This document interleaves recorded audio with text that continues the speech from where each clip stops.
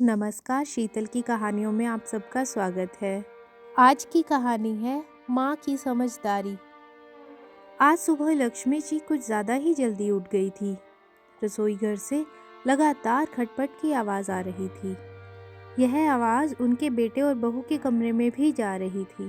तभी उनके बेटे विवेक की नींद खुली और अपनी पत्नी प्रीति से बोला, अरे इतनी सुबह सुबह माँ रसोई घर में क्या कर रही है, देखूं तो।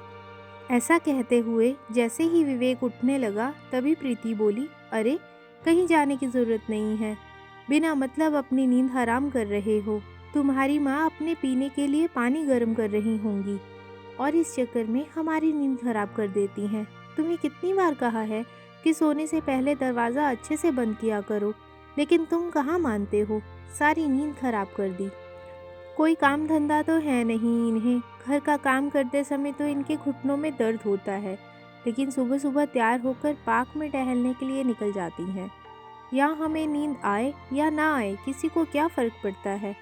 एक तो पूरा दिन घर के कामों में लगी रहती हूँ, ऊपर से चैन की नींद भी नहीं सोने देते। ऐसा कहते हुए प्रीति ने सुबह सुबह अपनी सासू माँ को कोसना शुरू कर दिया।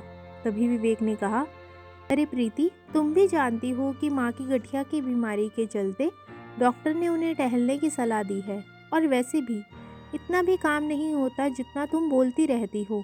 सिर्फ घर का ही तो काम होता है, उसमें से भी साफ सफाई करने के लिए काम वाली बाई आती है और कपड़े और बर्तन धोने के लिए तुमने अलग बाई लगा रखी है। सिर्फ खाना पकाने का काम होता है और उसमें भी माँ तुम्हारी मदद कर देती है। सब्जियां छिलने काटने जैसे काम तो तुम्हें करने ही नहीं पड़ते, फिर भी ना जाने क्यों पूरा दिन काम काम की रट लगाए रहती हो। अच्छा, तुम तो खा पी कर अपने ऑफिस के लिए निकल जाते हो। यहाँ पीछे घर का इतना काम होता है कि करते करते मेरी तो कमर ही टूट जाती है। और माँ जी का तो तुम जानते ही हो, शाम को भी घर पर कहाँ बैठती हैं, सत्संग सुनने मंदिर चली जाती हैं। घर पर तो उनका दिल ही नहीं लगता। अरे जब उन्हें घर पर रहना पसंद ही नहीं है तो उन्हें वृद्धाश्रम ही भेज दो, तुम्हारी माँ को भी चैन मिल जाएगा और मुझे भी। तभी विवेक गुस्से में बोला, प्रीति, आज तो तुमने यह बात कह दी, लेकिन आइंदा ऐसी बात दोहराई तो मुझसे बुरा कोई नहीं होगा। उनके कमरे का दरवाज़ा थोड़ा खुला होने के कारण लक्ष्मी जी के कानों तक सारी आवाज़ जा रही थी। बहू के विचार जानकर उनके दिल को दुख तो बहुत हुआ, लेकिन उन्होंने कुछ न कहना ही उचित समझा और पार्क चली गई। नाश्ते के बाद लक्ष्मी जी दोपहर की साग सब्जी लेकर काटने बैठ गई। उस समय प्रीति अपने कमरे से तैयार होकर बाहर निकली और बोली, माँ जी, मैं ज़रा अपनी सहेली सोनिया के साथ बाजार जा रही हूँ, आने में कुछ देर हो जाएगी। तभी लक्ष्मी जी अपनी बहू से बोली, बहू, मेरा चश्मा टूट गया है, अब विवेक से क्या कहूँ, वो तो सुबह जाता है और रात को घर लौटता है। तुम बाजार जा ही रही हो तो मेरा चश्मा तुम ही बनवा लाना। तभी प्रीति बोली, माँ जी, इस महीने खर्चा बहुत ज़्यादा हो गया है और मुझे भी अपनी सहेली की शादी के लिए शॉपिंग करनी है, इसलिए अभी टूटे चश्मे से ही काम चलाइए। और वैसे भी आपको कौन सा ऑफिस का काम करना होता है जो चश्मे के बिना नहीं कर पाएंगी।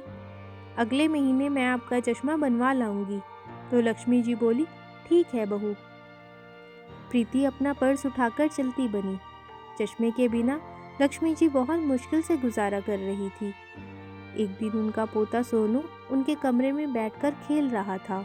उसने पानी मांगा तो लक्ष्मी जी रसोई घर में पानी लेने गई, लेकिन बिना चश्मे के कुछ साफ दिखाई नहीं दे रहा था। अचानक उसका हाथ कांच के गिलास से टकराया और गिलास नीचे गिरकर टूट गया। जैसे ही प्रीति ने कुछ टूटने की आवाज़ सुनी तो गुस्से से तिलमिलाती हुई बाहर निकली। फर्श पर देखा तो कांच का गिलास टूटा हुआ पड़ा था। देखते ही आग बबूला होते हुए प्रीति बोली, भगवान ने दो दो आंखें दी है तो देखकर काम नहीं कर सकती आप। मेरा इतना महंगा इम्पोर्टेड गिलास तोड़ दिया, मालूम भी है यह मेरी माँ ने दिया था, बिना मतलब इतना नुकसान कर दिया। प्रीति की आवाज़ सुनते ही विवेक बाहर आया। क्या हुआ प्रीति, इतना चिल्ला क्यों रही हो? देखो ना, तुम्हारी माँ ने मेरा इतना महंगा गिलास तोड़ दिया, जानते हो मेरी माँ ने दिया था। तभी विवेक ने कहा, अरे गलती से टूट गया होगा, इसमें इतना चिल्लाने वाली क्या बात है। बिना बात के पतंगड़ बनाना तो कोई तुमसे सीखे। तभी विवेक ने अपनी माँ की ओर देखा तो बोला, अरे माँ, आप चश्मा क्यों नहीं पहनती? इस कारण ही शायद आपको कुछ नजर नहीं आया होगा। बेटा, वह मेरा चश्मा। अभी लक्ष्मी जी बोल ही रही थी कि प्रीति बोली, भगवान जाने कौन सी दुनिया में गुम रहती है तुम्हारी माँ, बिना मतलब मेरा नुकसान कर दिया। बड़बड़ाते हुए प्रीति अपने कमरे में चली गई। इधर लक्ष्मी जी को समझ ही नहीं आया कि आखिर उन्होंने ऐसा भी क्या कर दिया जो उनकी बहू इतना बरस पड़ी। दरअसल प्रीति पर अपनी तथाकथित मॉडर्न सहेलियों का प्रभाव काफ़ी था। उसकी अधिकांश सहेलियां या तो अपने सास ससुर से अलग होकर अपनी अलग गृहस्थी बसा चुकी थी, या फिर उन्हें वृद्धाश्रम भेजकर उनके जिम्मेवारियों से मुक्त होकर स्वतंत्र जीवन जी रही थी। उनकी देखा देखी ही प्रीति पर भी अपनी सास को आश्रम भेजने का भूत सवार हो चुका था। अक्सर प्रीति फोन पर ही चिपकी रहती, कभी अपनी सहेलियों के साथ अपनी सास की बुराई करती तो कभी माँ के साथ घर का सारा हालचाल बांटती। एक दिन जब प्रीति अपने घर की सारी बातें अपनी माँ को बता रही थी तो उसकी कुछ बातें लक्ष्मी जी के कानों में पड़ी। थोड़ी देर बाद वह अपनी बहू के पास आई और बोली, बहू, अपने ससुराल की सारी बातें मायके में बताना अच्छी बात नहीं होती। इतना सुनने की देर थी कि प्रीति एकदम भड़क गई और चिल्लाते हुए बोली, माँ जी, आपको इतनी भी तमीज़ नहीं है कि छिप कर किसी की बातें नहीं सुना करते। अपनी बहू की जासूसी करते हुए आपको बिल्कुल शर्म नहीं आई। प्रीति के इस तरह के व्यवहार से लक्ष्मी जी एकदम सन रह गई, लेकिन कहते भी तो किससे। बहू तो समझने को तैयार नहीं थी और बेटे को वह परेशान नहीं करना चाहती थी, इसलिए चुपचाप अपमान का घूंट पीकर सहन कर गई। लेकिन प्रीति चुप रहने वाली नहीं थी। रात को खाना खाने के बाद जैसे ही विवेक कमरे में आया, उसने फिर से वही जिद पकड़ ली, तुम्हारी माँ के रहते हुए तो मेरा जीना ही हराम हो चुका है। प्राइवेसी नाम की तो कोई चीज़ ही नहीं है, किसी से फ़ोन पर बात तक नहीं कर सकती मैं। छोटी छोटी बातों पर लेक्चर सुनाने चली आती हैं। तुमसे कितनी बार कहा है कि अपनी माँ को वृद्धाश्रम भेज दो, लेकिन तुम हो कि सुनते ही नहीं। अरे वृद्धाश्रम इन जैसे बूढ़े लोगों के लिए ही तो बना है, और फिर तुम्हारी माँ को भी अपनी उम्र के लोग मिल जाएंगे तो उनका भी दिल लगा रहेगा।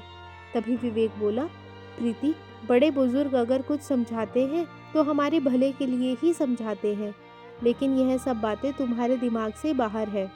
और मेरी एक बात कान खोल कर सुन लो कि मैं अपनी माँ को कभी वृद्धाश्रम नहीं भेजूंगा। तुम नहीं जानती कि मेरी माँ ने मेरे लिए कितने त्याग किए हैं, और आज जब उन्हें मेरी ज़रूरत है तो मैं उनका ख्याल भी ना रख सकूं, तो लानत है मेरे बेटे होने पर। तभी प्रीति बोली, बस, तुम्हें तो अपनी माँ के अलावा इस दुनिया में कोई दिखाई ही नहीं देता। फिर विवेक ने कहा, प्रीति, तुम नहीं जानती कितनी मुश्किलों से मेरी माँ ने मुझे पाल पोस कर बड़ा किया है। खुद भूखे रहकर मेरी माँ ने मुझे भरपेट खाना खिलाया। मैं केवल 10 साल का था जब मेरे पिताजी की मृत्यु हो गई थी, और उसके पश्चात माँ मुझे अकेले छोड़कर कहीं नौकरी भी नहीं कर सकती थी। इसलिए उन्होंने घर से ही टिफ़िन सर्विस शुरू की, और शाम को भी जो थोड़ा बहुत समय बचता था उस समय मुझे पढ़ाने के साथ साथ स्कूल के छोटे छोटे बच्चों को भी ट्यूशन देती थी। दिन रात मेहनत करते हुए माँ ने मुझे इस मुकाम तक पहुँचाया कि मैं आज इज्जत भरी ज़िंदगी जी रहा हूँ। भले ही माँ के पास इतने पैसे नहीं होते थे, लेकिन फिर भी मेरी हर एक डिमांड को पूरी करती थी मेरी माँ। कहते कहते ही विवेक की आंखों में आंसू आ गए और बोला, प्रीति, मैं सारी दुनिया को छोड़ सकता हूँ, लेकिन अपनी माँ को कभी नहीं। विवेक की बातें सुनकर प्रीति भी उस समय चुप हो गई, और उसके बाद कुछ दिनों तक घर में शांति रही। लेकिन जैसे जैसे समय बीतने लगा, प्रीति का वही बर्ताव फिर से शुरू हो गया, जिस कारण विवेक फिर से परेशान रहने लगा कि आखिर वह प्रीति को कैसे समझाए। एक दिन प्रीति ने अपने घर पर अपनी सारी सहेलियों को बुलाया और अपनी सासू माँ से कहा, माँ जी, आज मेरी कुछ सहेलियाँ घर पर आ रही हैं। आप स्नैक बहुत अच्छा बनाती हैं, तो आज आप ही उनके लिए चाय और स्नैक्स बनाना। लक्ष्मी जी की घुटनों में दर्द था, लेकिन फिर भी बहू की बात मानकर दोपहर से ही तैयारियों में जुट गई। उनके हाथ के बने खाने में इतना स्वाद होता था कि बड़े बड़े होटल के शेफ भी उनके आगे फेल हो जाएं। प्रीति की सहेलियों के आने से पहले लक्ष्मी जी लगभग सारे व्यंजन बना चुकी थी। तभी प्रीति अंदर आई और पूछने लगी, माँ जी कितना समय लगेगा, मेरी सहेलियाँ तो पहुँचती ही होंगी। तभी लक्ष्मी जी बोली, बाकी सारा काम हो चुका है, बस जब तुम्हारी सहेलियाँ आएंगी तो मैं चाय बना दूंगी। उसी समय दरवाजे की बेल बजी तो प्रीति ने कहा, माँ जी आप चाय बनाने रख दीजिए, और जल्दबाजी में चाय पत्ती के साथ चीनी की बजाय नमक का डब्बा उठाकर अपने सासू माँ को पकड़ा दिया और बोली, आप जल्दी से काम निपटाइए। और ऐसा कहकर प्रीति घर के दरवाजे को खोलने चली गई। नज़र कमज़ोर होने और चश्मा न होने के कारण लक्ष्मी जी को भी नमक और शक्कर में फ़र्क समझ नहीं आया और उन्होंने चाय में नमक डाल दिया। तभी प्रीति अपनी सहेलियों को लेकर अंदर आई और उनके साथ बातें करने लगी। थोड़ी देर बातचीत करने के बाद प्रीति सबके लिए रसोई घर में से तरह तरह के स्नैक्स लेकर आई, तो ऐसे दिखा रही थी मानो सारे स्नैक्स उसने ही बनाए हों। सब लोग बड़े मज़े से स्नैक्स खाने लगे और हंसी मजाक और बातचीत का सिलसिला चल पड़ा। थोड़ी ही देर में चाय भी बन चुकी थी, तो लक्ष्मी जी गर्मा गर्म चाय लेकर आई और मेहमानों को सर्व करने लगी। उसकी सारी सहेलियां लजीज व्यंजनों का आनंद ले रही थी और खाते हुए उनमें से एक सहेली बोली, अरे प्रीति, यह स्नैक्स तो तुमने बहुत ही स्वादिष्ट बनाए हैं। तभी दूसरी सहेली बोली, हाँ यार, पकोड़ों का तो कोई जवाब ही नहीं, इतने स्वादिष्ट पकोड़े तो मैंने आज पहली बार खाए हैं। तभी एक और सहेली ने कहा, लेकिन ये तो बताओ, यह सब बनाना तुमने सीखा कहाँ से? इससे पहले कि लक्ष्मी जी कुछ कहती, तभी प्रीति बोली, अरे यार, इंटरनेट पर देखकर मैं सब कुछ सीख गई हूँ। तुम बस स्नैक्स एंजॉय करो, और स्नैक्स ही क्यों, तुम अपने सहेली के हाथ की बनी चाय का भी मज़ा लो और बताओ कैसी बनी है। लेकिन जैसे ही उसकी सहेलियों ने चाय पीनी शुरू की तो सबके मुंह का स्वाद बिगड़ गया। कुछ सहेलियां वॉश बेसिन में कुल्ला करने गई, तो वही बाकी जिन्होंने अभी तक चाय पीनी शुरू नहीं की थी, उन्होंने चाय वापस रख दी। उनका यह रवैया देखकर प्रीति हैरान रह गई। उसने तुरंत चाय उठाकर थोड़ी सी चक्कर देखी तो ज़ोर से चिल्लाई, माँ जी, यह आपने क्या किया? क्या आपको इतना भी नहीं पता कि चाय में नमक नहीं शक्कर डाली जाती है? कम से कम देख तो लिया कीजिए, आपको तो बिल्कुल भी अकल नहीं है। तभी प्रीति की सारी सहेलियां कहने लगी, यह क्या प्रीति, तुमने तो कहा था कि स्नैक्स और चाय तुमने बनाई है, फिर नमक भी तुमने ही डाला होगा।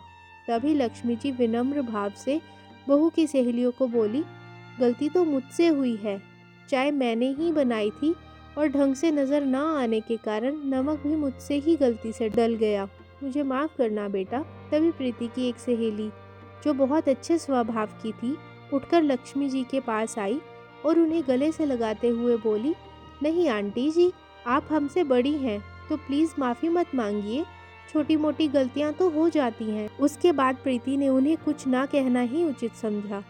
जब उसकी सारी सहेलियां अपने घर चली गई तो प्रीति ने जैसे घर में तूफान ही खड़ा कर दिया और लक्ष्मी जी से बोली, मुझे एक बात समझ में नहीं आती कि आप मुझे चैन से जीने क्यों नहीं देती। आखिर आप चाहती क्या हैं? अपनी सहेलियों के लिए मैंने थोड़ा सा काम करने को क्या कह दिया, आपने तो पूरा नमक का डब्बा ही चाय में उड़ेल दिया। अगर कुछ नहीं बनाना था तो बोल दिया होता, लेकिन इस तरह मेरी बेइज्जती करवाने की क्या ज़रूरत थी? तभी लक्ष्मी जी बोली, बहू, मैंने तो अपनी तरफ से सब कुछ अच्छा ही बनाया था, और जब चाय बनाने लगी तो नमक का डब्बा भी तुमने ही मेरे हाथ में दिया था, यह कहकर कि मेरी सहेलियां आ गई हैं और जल्दी से चाय बना दो। अब अगर मुझसे वह नमक चाय में डल गया तो इसमें मेरा क्या कसूर था? अभी यह सब बातें चल ही रही थी कि विवेक भी घर आ गया और प्रीति को गुस्से में देखकर उसने कारण जानना चाहा, तो प्रीति ने चिल्ला चिल्ला कर उसे सारी बात बताई। तो विवेक बोला, प्रीति, थोड़ा ध्यान तो तुम्हें भी रखना चाहिए था कि माँ की अब उम्र हो चुकी है, तो कम से कम काम में उनका हाथ बटा देती। और माँ, आप अपना चश्मा क्यों नहीं लगाती? जब भी आप चश्मा नहीं लगाती तो कुछ न कुछ उल्टा ही हो जाता है। मुझे बताइए, आपने अपना चश्मा कहाँ रखा है? मैं अभी लेकर आता हूँ। तभी लक्ष्मी जी बोली, बेटा, दरअसल बात यह है कि मेरा चश्मा कुछ समय से टूटा हुआ है, जिस कारण मैं ढंग से देख नहीं पाती और मुझसे कोई ना कोई गलती हो जाती है। तो विवेक बोला, आप भी कमाल करती हैं माँ, आपका चश्मा टूट गया था तो आपने मुझे बताया क्यों नहीं? फिर लक्ष्मी जी ने बोला, बेटा, मैंने तो बहू को कहा था, लेकिन बहू ने यह कहकर बात टाल दी कि इस बार खर्चा बहुत हो गया है तो पैसे नहीं बचे, अगले महीने वह मेरा चश्मा बनवाकर ले आएगी। यह बात सुनकर विवेक ने प्रीति की ओर प्रश्नवाचक निगाह से देखा तो प्रीति अपना बचाव करते हुए बोली, हाँ तो क्या हुआ, आखिर हूँ तो इंसान ही, भूल गई माँ जी का चश्मा बनवाना। फिर विनय ने कहा, प्रीति जैसे तुम इंसान होकर गलती कर सकती हो वैसे ही मेरी माँ भी इंसान है, और छोटी सी गलती पर तुम उन पर ऐसे चिल्लाने लगती हो जैसे उन्होंने कोई बहुत बड़ा गुनाह कर दिया हो। तुम्हारे रोज रोज के इस व्यवहार से मैं परेशान हो चुका हूँ। विवेक की इतनी बात सुनकर प्रीति का गुस्सा 7वें आसमान तक पहुँच गया और जोर जोर से चिल्लाते हुए बोली, तुम्हें तो सिर्फ अपनी माँ ही नजर आती है। तुम्हारी जिंदगी में मेरे होने या ना होने से कोई फर्क नहीं पड़ता तुम्हें। अगर ऐसी ही बात है तो ठीक है, मैं अपने मायके ही चली जाती हूँ। आज के बाद मेरा तुमसे और तुम्हारे इस घर से कोई लेना देना नहीं है। ऐसा कहते हुए प्रीति गुस्से में पैर पटकती हुई अपने कमरे में गई और बैग निकालकर अपने और अपने बेटे के कपड़े पैक करने लगी। फिर लक्ष्मी जी उसके पास आई और हाथ जोड़कर उसे विनती करने लगी, बहू मेरे कारण तुम दोनों अपनी गृहस्थी क्यों खराब करते हो? यदि तुम्हें मेरी उपस्थिति पसंद नहीं तो मैं वृद्धाश्रम में चली जाती हूँ। तभी विवेक वहाँ आया और बोला, नहीं माँ, आपको हाथ जोड़ने की कोई ज़रूरत नहीं है और आप इस घर से कहीं नहीं जाएंगी। यदि प्रीति को आपके साथ रहना पसंद नहीं है तो वह यहाँ से जा सकती है, लेकिन मैं आपका साथ कभी नहीं छोड़ूंगा और अब इस रोज रोज के झगड़े से मैं भी परेशान आ चुका हूँ। प्रीति ने अपना सामान पैक किया और जैसे ही जाने लगी तो विवेक से बोली, अगर तुम चाहते हो कि हमारी गृहस्थी फिर से बसे तो अपनी माँ को वृद्धाश्रम में छोड़ देना, मैं वापस आ जाऊंगी, नहीं तो मैं यहाँ लौट कर कभी नहीं आऊंगी। ऐसा कहकर प्रीति अपने मायके चली गई, लेकिन विवेक ने उसे रोकने की कोशिश नहीं की क्योंकि अब वह इस समस्या का हल चाहता था। आज घर में जो कुछ भी हुआ था वह सब देखकर लक्ष्मी जी बहुत ज़्यादा चिंता में पड़ गई। फिर विवेक के पास आकर बोली, बेटा तुम कोई ऐसा कदम मत उठाना जिससे समस्या और बढ़ जाए। मेरे कारण तुम्हारी गृहस्थी खराब हो यह मैं बिल्कुल नहीं चाहती, इसलिए मैं कल ही वृद्धाश्रम चली जाऊंगी, फिर तुम बहू को घर वापस ले आना। फिर विवेक बोला, नहीं माँ, गृहस्थी किसी एक इंसान के भरोसे नहीं चलती, इसमें 2 लोगों का बराबर का योगदान होता है, लेकिन यहाँ तुम्हारी बहू किसी भी तरह का योगदान देना ही नहीं चाहती, अब उसे उसकी भाषा में ही समझाना पड़ेगा। ऐसा सोचते हुए उसने कहीं फ़ोन लगाया। उधर प्रीति जब ससुराल से झगड़ा करके अपने मायके आ गई तो उसके माँ बाप को उसकी चिंता सताने लगी, परंतु किसी ने उसे कुछ नहीं कहा। 2 दिन उसकी भाभी ने भी उसकी खूब खातिरदारी की, मगर तीसरे दिन जब प्रीति अपने माता पिता के साथ बैठी हुई थी तो उसकी भाभी ने खाना लगाया। खाने की प्लेट देखते ही प्रीति के पिता उसकी भाभी से बोले, बहू सब्जी में तेल बहुत ज़्यादा है, तुम्हें तो मालूम है कि मैं ब्लड प्रेशर का मरीज़ हूँ, इसलिए तेल थोड़ा कम डाला करो। तभी उसकी भाभी गुस्से से बोली, पिताजी यह तो आपका रोज़ का काम है, कभी आपको सब्जी में तेल ज़्यादा लगता है तो कभी चाय में शक्कर, और कुछ नहीं तो सूखी रोटी का रोना रोने लगते हैं। मैं तो परेशान हो गई हूँ इस रोज़ रोज़ की किटकिट से, सारा दिन काम में लगी रहूँ, ऊपर से आप लोगों की यही टोका टाकी। और फिर प्रीति की ओर देखते हुए बोली, आए दिन घर में कोई ना कोई मेहमान आ जाता है, वो अलग, ना तो मुझे यहाँ प्राइवेसी मिल पाती है और ना ही मैं अपने हिसाब से जी पाती हूँ। अब मुझसे नहीं होती आप सब लोगों की खातिरदारी, मेरी अपनी भी ज़िंदगी है, अब मुझे आप लोगों से अलग रहना है। प्रीति अपनी भाभी की ऐसी बातें सुनकर हैरान रह गई और बोली, भाभी ज़रा सी तो बात है, आप इतना गुस्सा क्यों हो रही हो? तभी उसकी भाभी बोली, दीदी आपको बीच में बोलने की कोई ज़रूरत नहीं है, यह हमारे परिवार का मामला है, आप अपना घर देखिए, आप इस घर की मेहमान हैं तो मेहमान ही बनकर रहिए। फिर प्रीति गुस्से से बोली, भाभी आपकी हिम्मत कैसे हुई मुझे मेहमान कहने की? इस घर की बेटी हूँ मैं, मेरा भी इस घर पर पूरा हक है। दीदी आपका घर तो वह है जिसे आप छोड़कर यहाँ आकर बैठ गई हैं। अपनी भाभी को ऐसी बातें बोलते देख प्रीति तो उसे देखती ही रह गई। उसे अपनी भाभी का यह व्यवहार बहुत बुरा लगा। फिर थोड़ा संयम रखते हुए प्रीति बोली, भाभी लेकिन पापा ने ऐसा भी क्या कह दिया जो आप इतना चिढ़ गई और अब अलग रहने की बात कर रही हैं? मुझे तो हैरानी हो रही है। आप तो कभी ऐसी नहीं थी। आप तो हमेशा हंसते हुए सारे घर का काम करती थी और माँ बाबूजी दोनों का खूब इज्जत देती थी। लेकिन अब ऐसा क्या हो गया कि आप पिता समान अपने ससुर के साथ इतना बुरा व्यवहार कर रही हैं? तभी प्रीति की भाभी बोली, क्यों, इसमें हैरान होने वाली क्या बात है? आजकल तो कोई लड़की अपनी सास ससुर के साथ रहना ही नहीं चाहती। सभी लड़कियां अपना अलग परिवार बसाना चाहती हैं। उन्हें अपना पति तो पसंद है, लेकिन उसके माता पिता की सेवा करना नहीं चाहती। ज़्यादा दूर क्यों जाना, आप अपने ससुराल में ही देख लीजिए। आपकी सास दिन भर आपके साथ घर में कामों में आपका हाथ बटाती है, लेकिन फिर भी अपनी सास की उपस्थिति आपको अपने घर में इतनी खटकती है कि अपनी सास को वृद्धाश्रम भेजने की जिद लेकर अपने मायके आकर बैठ गई। फिर आप ये बातें मुझसे कैसे कह सकती हैं? अपनी भाभी की ये बातें सुनकर प्रीति की आंखों से आंसू छलक पड़े और अपनी माँ की ओर देखने लगी। तभी उसकी माँ ने उसे एक जोरदार तमाचा उसके गाल पर जड़ दिया। अपनी माँ का ऐसा व्यवहार देखकर प्रीति हैरान रह गई और बोली, माँ, आप लोगों के साथ भाभी इतना बुरा व्यवहार कर रही है और थप्पड़ आप मुझे लगा रही हैं। तभी उसकी माँ गुस्से में बोली, बेशरम लड़की, जब तुम अपनी सास पर चिल्लाती हो, उन्हें इतनी बातें सुनाती हो, यहाँ तक कि उनसे अलग रहने की जिद में उन्हें वृद्धाश्रम भेजने पर अड़ी हो, तब तुम्हारे यह विचार कहाँ जाते हैं? जिस इंसान के पैसों पर तुम ऐश करती हो, उसी को जन्म देने वाली माँ को डांटती फटकारती हो, उनकी बेइज्जती करती हो, तब तुम्हें इस बात का कोई एहसास नहीं होता कि सास माँ समान होती है। तब तुम अपने आप को बिल्कुल सही समझती हो। लेकिन जब वही व्यवहार तुम्हारी भाभी ने हमारे साथ किया, तो तुम्हें अपनी भाभी गलत लगती है। अपने माँ बाप के साथ ऐसे व्यवहार होते देखकर तुम्हें कितना दुख हो रहा है।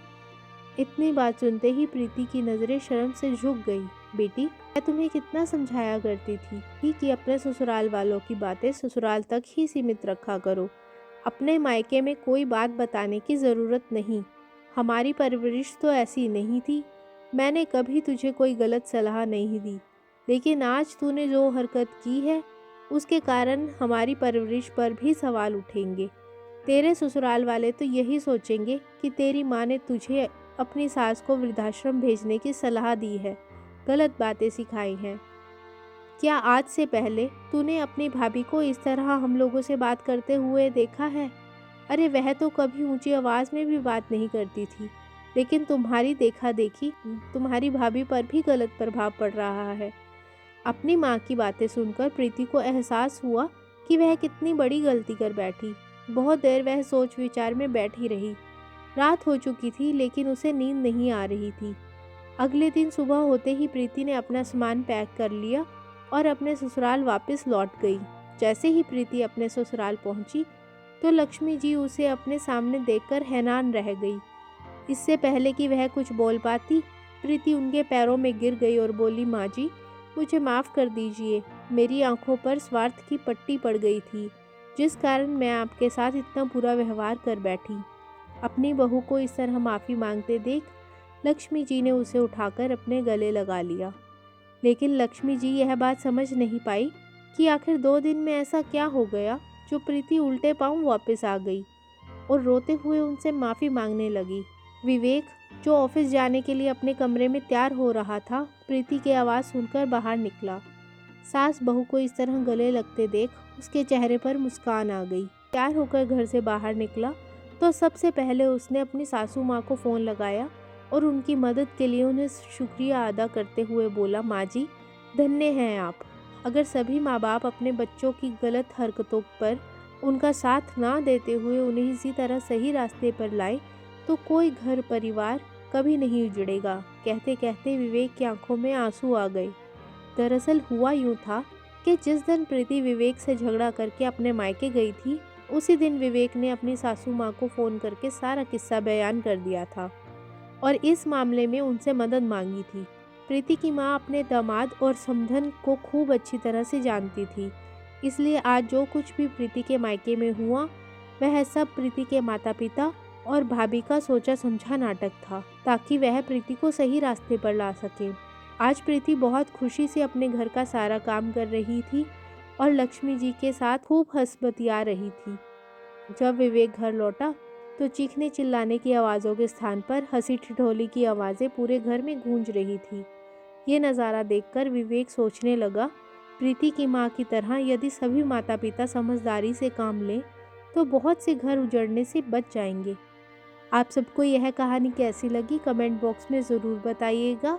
वीडियो को लाइक, शेयर और चैनल को सब्सक्राइब करना मत भूलिएगा। धन्यवाद।